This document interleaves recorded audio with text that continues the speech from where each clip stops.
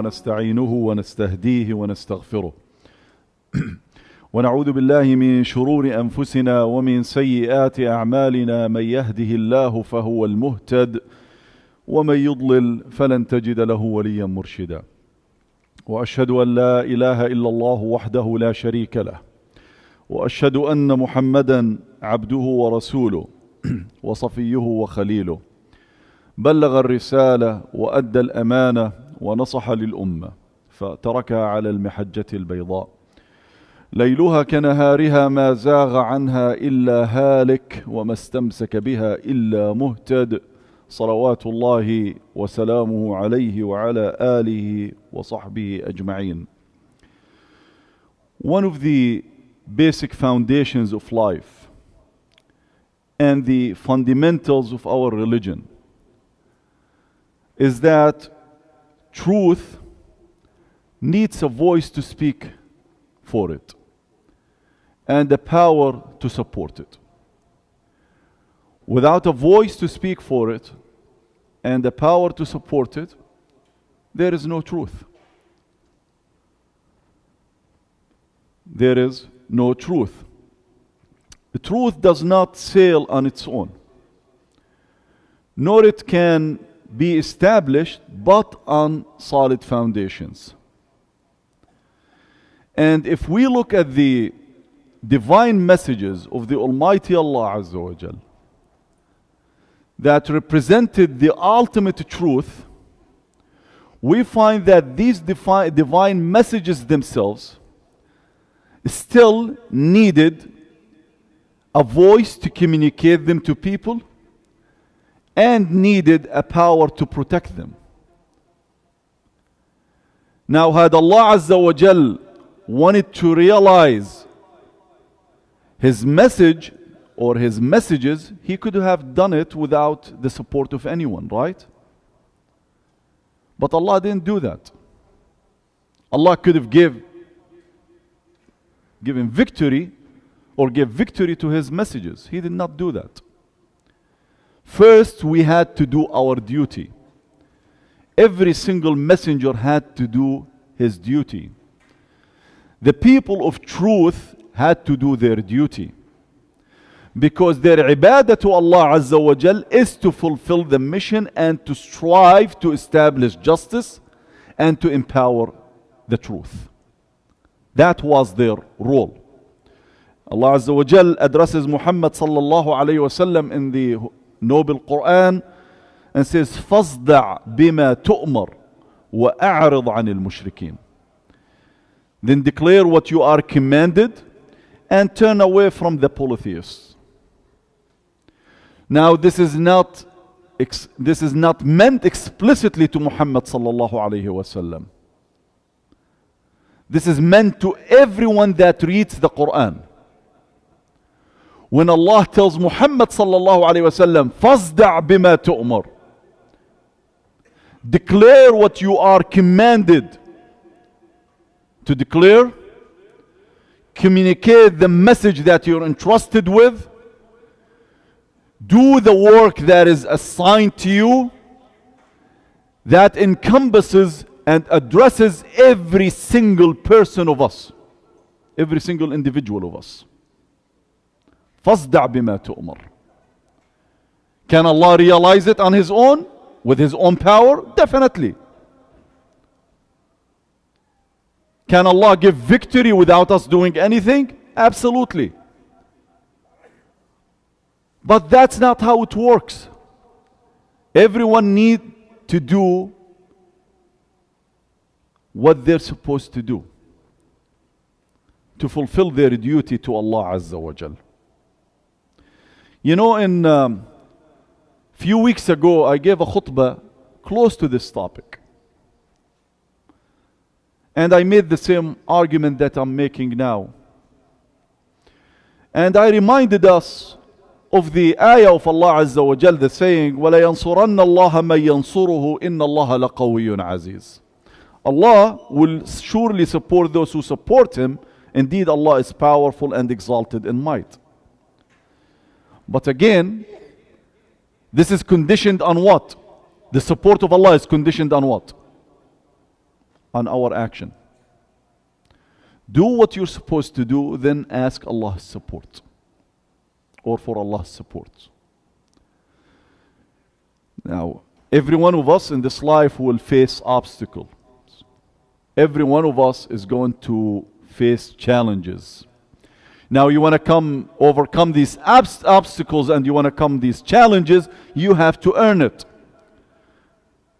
And I mean by earning it that we have to do what we are supposed to do.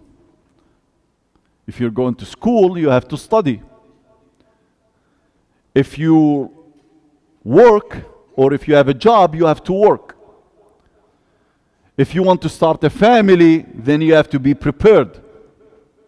If you want to have good kids, then you have to strive to raise good children. But if we do none of the above, nothing is going to be given to us. Nothing. And Allah makes it clear. وَلَيَنْصُرَنَّ اللَّهُ مَن يَنْصُرُهُ. You want Allah's support? First do what you're supposed to do. But it doesn't end there. Also, Allah Azza wa Jal teaches us that if you want peace to dominate, if you want to defeat repression, if you want to dismantle oppression, then you have to do what you are supposed to do in terms of standing for justice and standing up to oppression. We say, speak truth to power. How do you defeat oppression? Again, do your part. The forces of evil will continue to exist no matter what we do. I mean, this is since the creation of evil exists since the creation of Adam alayhi salatu wasalam. At least that's what we know for a fact. That Iblis, when he defied, and this was also part of my khutbah, when Iblis defied Allah's command and he issued that wicked proclamation that he's going to mislead us, that he's going to put us in the wrong, we know it existed since then. And as I said in my previous khutbah, that Allah, when Iblis issued that wicked proclamation that he's going to put us in the wrong, he made an exception. إِلَّا عِبَادَكَ مِنْهُمُ الْمُخْلَصِينَ. And Allah made it clear that Iblis has no authority over the sincere and pure among the servants of Allah. Meaning that this is a choice that we make.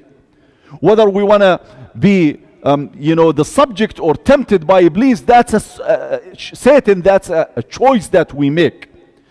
But in extension, to continue with this argument,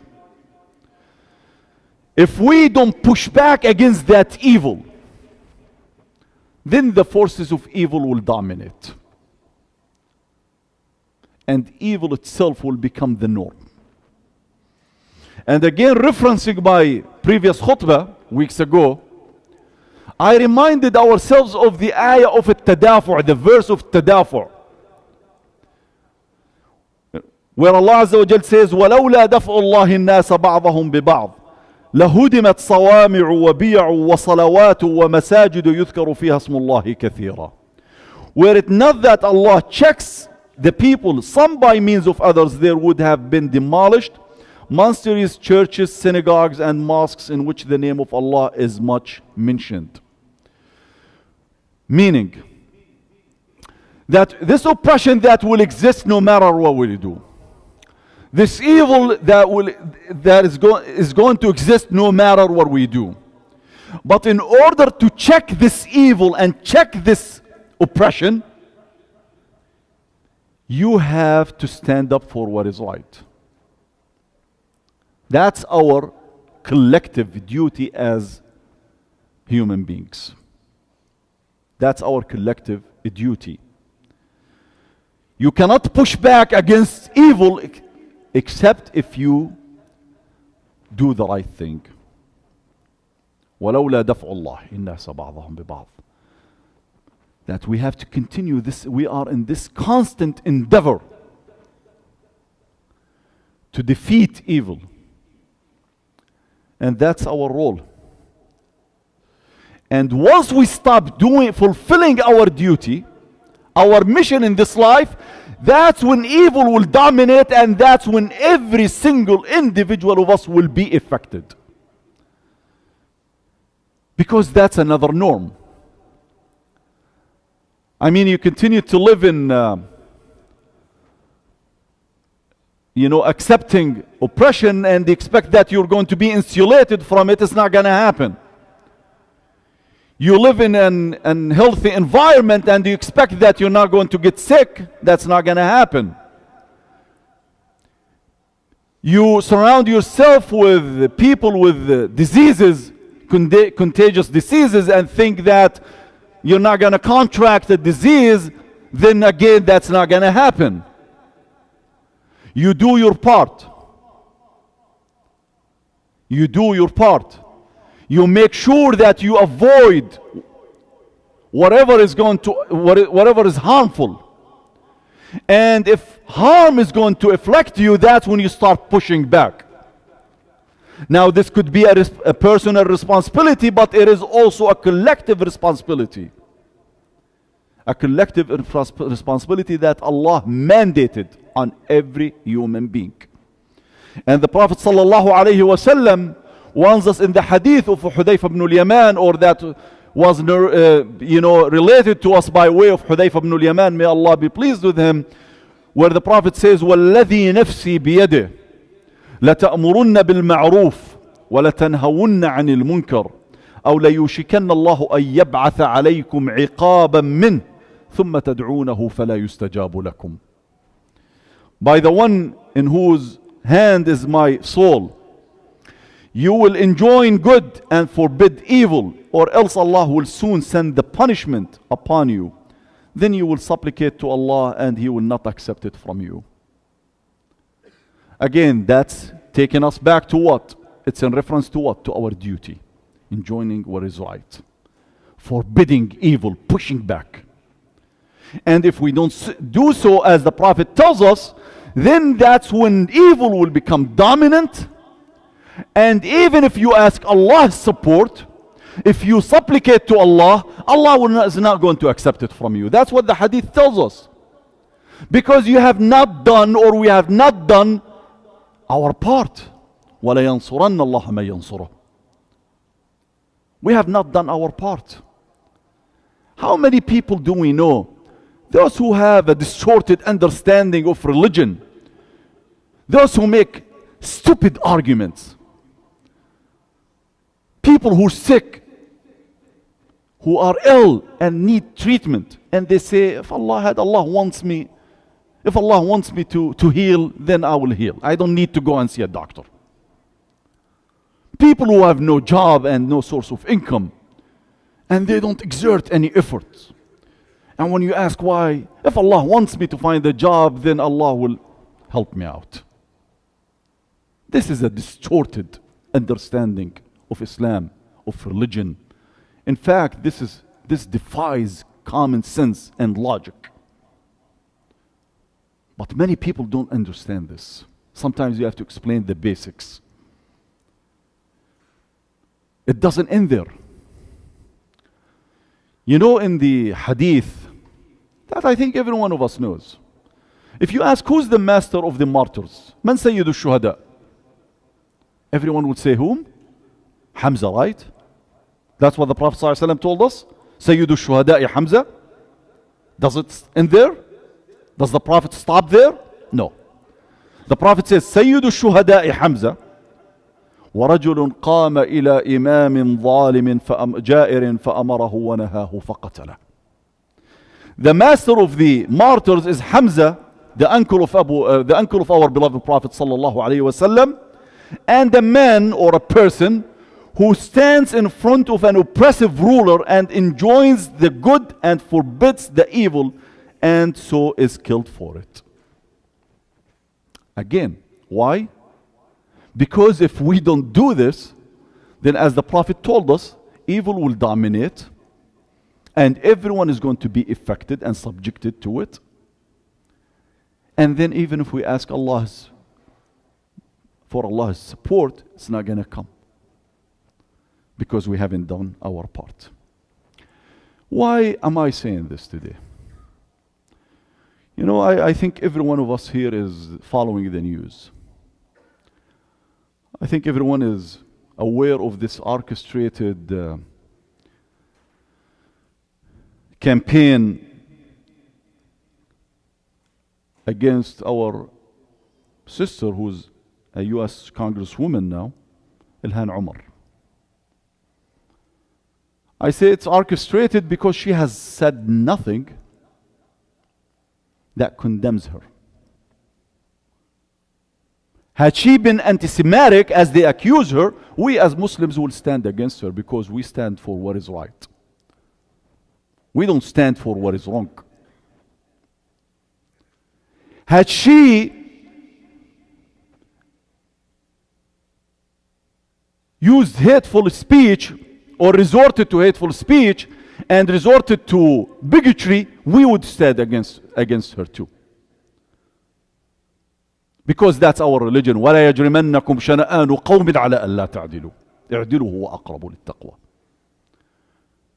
We are instructed as Muslims not to allow our anger, our displeasure with anyone, with any people, to take over our judgment, to discriminate against them, to be unjust to them. That's not our religion. Our religion, اعْدِلُوا هُوَ أَقْرَبُ لِلتَّقْوَى. Be just. That is what piety is. Be just. But when she speaks against a foreign country,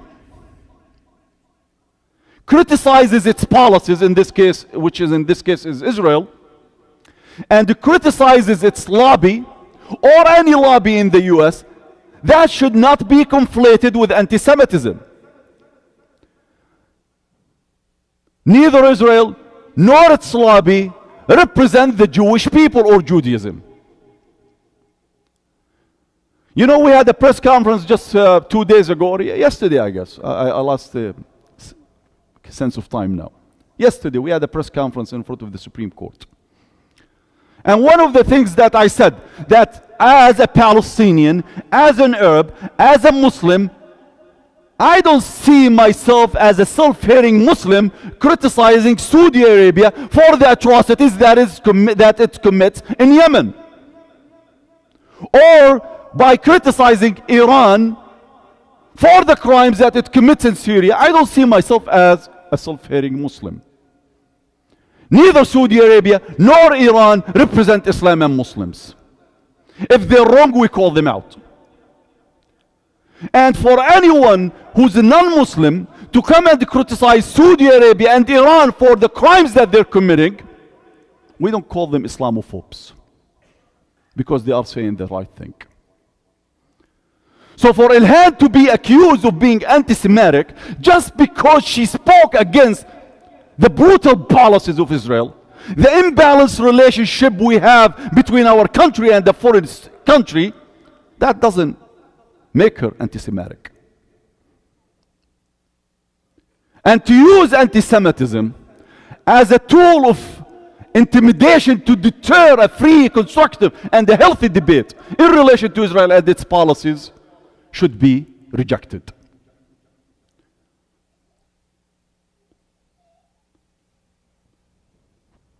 No one should accept and allow Congress or any body of the government to infringe on our constitutionally protected rights. Again, bigotry is not accepted. Maybe it's protected. You have the right to speak, but it's not the right thing. It's wrong. Including anti-Semitism is wrong. But to go and start deterring people because they sense something that we don't agree with, that is not acceptable. And we Muslims here in this country, we should not be divorced from the reality that we're living. Because I have seen so many Muslims criticizing Ilhan Omar for saying truth to power. Those who have this inferiority complex, please, please, keep it for yourself. You know, something we learn from our religion, something we learn from experience, human experience, that with challenges, opportunities come. For the first time Islamophobia is condemned by a resolution in the US House. The same resolution that wanted to condemn Ilhan Omar was changed to condemn all forms of bigotry. Now, there are things that we don't like in the language, like conflating anti-Semitism with the criticism of Israel. But again, there was a pushback. This pushback is what changed the narrative.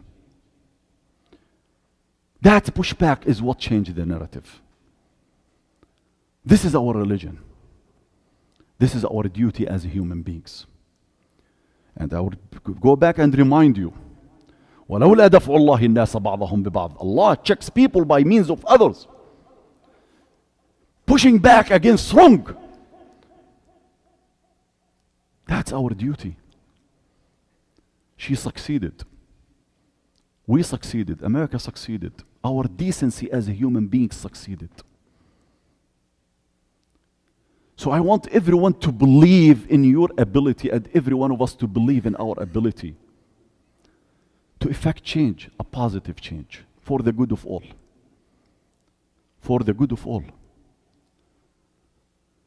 And enough with this bystander mentality, enough with this inferiority complex, enough with this being engaged and divorced from the country that we live in, enough of being isolated from the developments that are happening around us, enough of carrying your US passport just to brag when you travel overseas that an American citizen, but you do nothing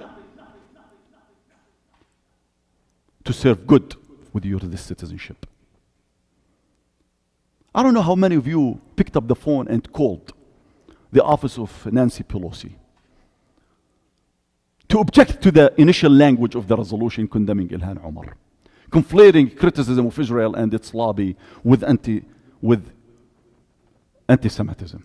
How many of you picked up the phone? How many of us? Let's ask ourselves this question. The pushback worked. It wasn't Muslims, it wasn't Arabs, it wasn't Somalis, it was America that called. Everyone. A lot of people called. That's our duty as human beings. That's our duty as Muslims to do the right thing. And when we did, look that we effected change. Maybe it's not where we want it. Maybe it's not to the fullest extent. But still we did effect change.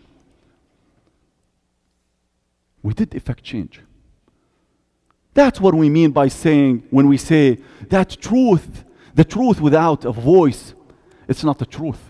Because no one will know about it. Without a force behind it, it's not going to succeed. And this force that we're talking about is our voice. That's all what we need to do. Because this is what our religion is. Otherwise, we're going to fall under the warning of the Prophet ﷺ when he told us that if you don't push back against oppression and repression and injustice, then Allah is going to send his punishment on you. And even if you make a dua, it's not going to be answered. And let me conclude with this. You know, had we not pushed back, the trajectory in America could have been different today. In 2018, January 2018, or January 2018, when President Donald Trump delivered his State of the Union speech before Congress, he came out after the speech, a few days after the speech, and he accused Democrats of being treasonous.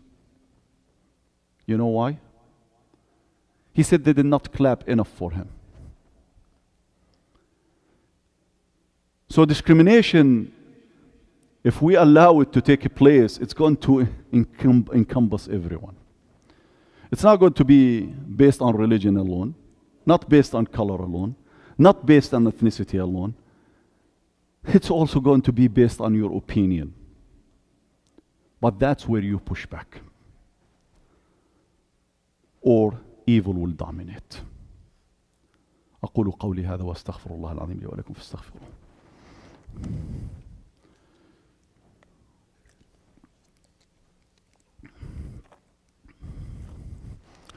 إن الله وملائكته يصلون على النبي يا أيها الذين آمنوا صلوا عليه وسلموا تسليما اللهم صل على سيدنا محمد وعلى آل سيدنا محمد كما صليت على سيدنا إبراهيم وعلى آل سيدنا إبراهيم وبارك على سيدنا محمد وعلى آل سيدنا محمد كما باركت على سيدنا إبراهيم وعلى آل سيدنا إبراهيم في العالمين إنك حميد مجيد. My dear brothers and sisters, everyone has to relate to this duty of ours.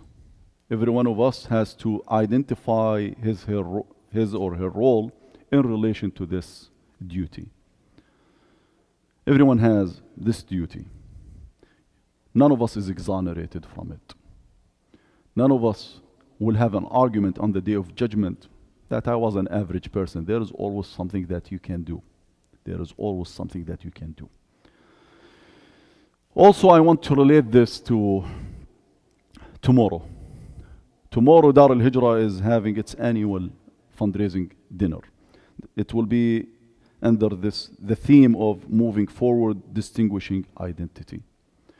You know, for me, moving forward is to continue to establish, empower our community, and empowering our community should be in the broader context of empowering justice. And distinguishing our identity, for me, it doesn't mean to be divorced from the broader society, rather to identify our role in relation to the society in being a constructive force. I would ask every one of us to please believe in your ability. Believe in what you can do. Understand what your role is, what your mission is, and be part of this event tomorrow. The tickets are for $65 a person, $700 for a table. I will ask as everyone to contribute something today. I'm not going to ask you what you're paying for, 5 tickets or 1 or a table or maybe an individual ticket. But I want everyone to raise their hands. If Ilhan Omar can stand up and speak truth to power, every one of us can be part of that truth. If we want to isolate ourselves from this mission, then there is a problem. The last thing I want to do, I want to acknowledge a guest of Dar Al-Hijrah, Mrs. Eileen Clement. She's the wife of the late Professor Sharif Basuni, rahmatullah alayh. Dr. Sharif al-Basuni was a renowned international law expert, a man who stood for justice, a man who advocated for human rights. And his wife is visiting our masjid because Dr. Sharif al-Basuni, I'm not the expert to talk about his relationship to Dar al-Hijrah, but he's one of the people who believed in the mission of Dar al-Hijrah, not as a name, as an institution. He believed in what it represents, what it stands for. So we ask Allah Azza wa Jal to have mercy on his soul and to bless his family and his wife and his children and to bless his legacy, inshallah. The legacy of standing for what is right, pushing against what is wrong. This is what everyone needs to worry about, my dear brothers and sisters. What is your legacy? What is our legacy? What are we going to claim when we stand before Allah Azza wa Jal in the day of judgment? اللهم انصر الإسلام والمسلمين وأذل الظلمة والظالمين. اللهم من أراد بهذا الدين خيرا فوفقه إلى كل خير ومن أراد به غير ذلك فخذه أخذ عزيز مقتدر.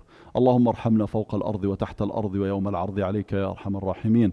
اللهم واجعلنا ممن توظفهم في سبيلك يا أرحم الراحمين، في سبيل الحق وسبيل العدل وسبيل رفع الظلم عن كل مظلوم يا أرحم الراحمين. وتقبل منا يا الله صلاتنا ودعاءنا وتقبل منا أجمعين، وأنت يا أخي أقم الصلاة.